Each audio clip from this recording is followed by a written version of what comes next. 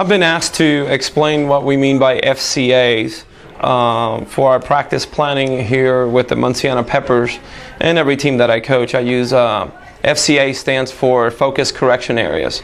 And so normally before every practice we'll pick 3 things that we want to focus on.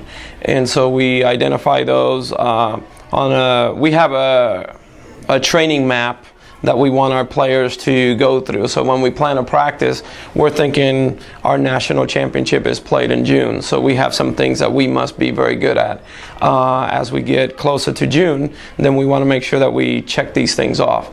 To be very successful in Orlando and compete for national championship, we must have a good hand on the ball. So our FCAs right now is being able to spin the ball. So we normally, and we stay on that until we accomplish it, or until we get to the frustration level that we need to take a break away from it.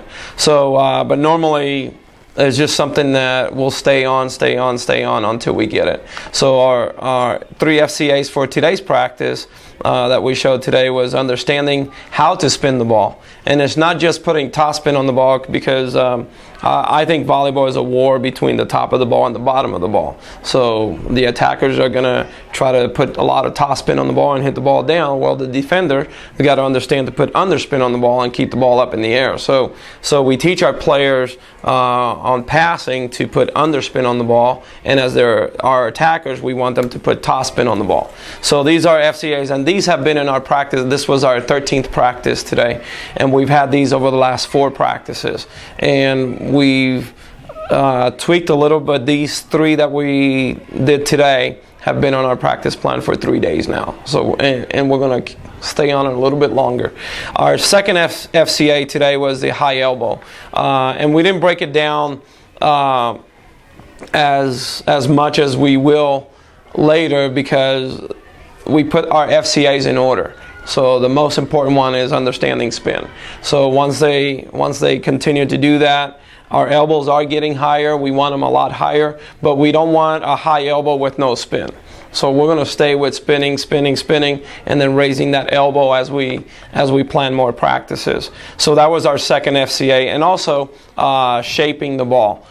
Just like a setter has to shape the ball, we want, when our attackers put their hand on the ball, we want them to shape the ball. And so we just use this and just try to hold that hand in posture. And the girls were doing this a lot, and you'll see that. But there's a reason they were doing that. So that FCA on shaping the ball, that's we're on the second round of that. But the high elbow now, not only shaping the ball, but getting that high elbow and having that hand shaped. So that's our second FCA. And then our third FCA, which is, we kind of added that because this group is a little more athletic, is a fast forward follow through. A lot of times you tell a kid to go fast, elbow comes down, they're fast, but their elbow's down, and then they don't spin the ball. So we have that third FCA as far as fast forward or follow through forward fast, so that when they finish, they're going really fast. But we don't want to lose control. So we don't want a wild arm swing. We want a good hand on the ball with a lot of spin. So that's what we use. I use personally focus correction areas for every practice, and normally we do 3. What we go from there, those are team FCAs, and that's how we plan our practices. As we start evaluating each kid, then we give them 3 FCAs, individual FCAs. Some kids are very good with their hand on the ball. Well, then we want them to do something else. Other kids are not that good, and we'll keep that FCA, because we want every Pepper or every Munciana 12 and under kid to be very good at spinning the ball, and that's my personal goal as a coach, and hopefully they stick with it after. What we did, the first stage of it, and we did this after we had our first really big tournament. We asked the girls to come up with one on their own.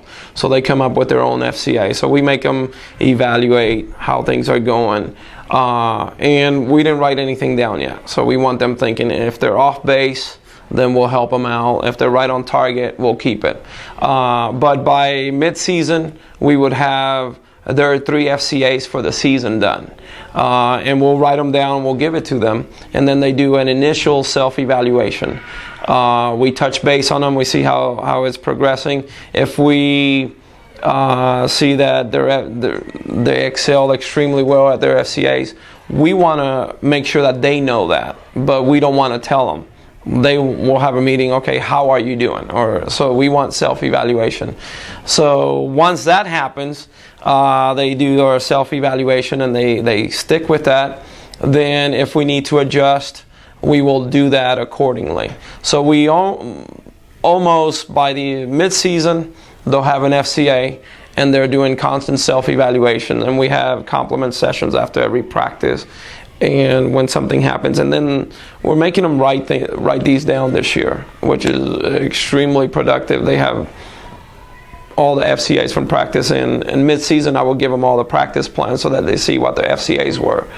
At that point, then they create their FCAs for the year, and we see when they accomplish them, and try to date them. And so it's not a lot of these FCAs are things that we want them to always do. If they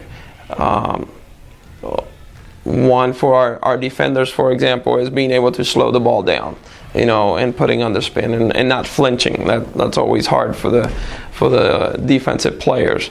So they're not afraid of the ball. That's got to be the number one thing. But we also have, for everybody, one of the things we have is jump serving. But one of the things that very few of them can do is toss spin and jump float. So we want them to do both. So that might be like a standard for all of our 12s. We're trying to raise the bar there.